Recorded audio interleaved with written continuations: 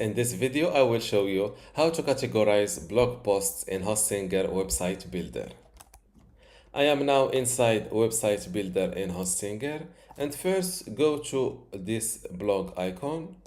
To create your categories first, click on this little icon. As you can see, these are my current categories as tips and news. If you want to add a new category, just click on this button.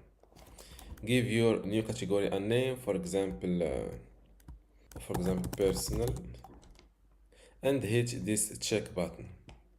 As you can see, now it is added in my available categories.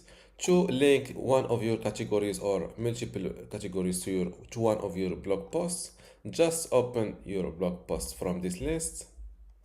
As you can see, this blog post is under tips and news.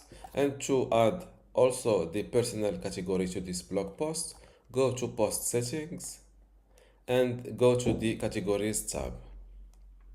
Click on select categories and you can select your new personal category.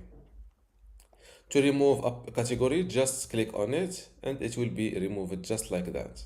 Then hit save. As you can see, my personal category is added, and don't forget to update your website to see your changes live.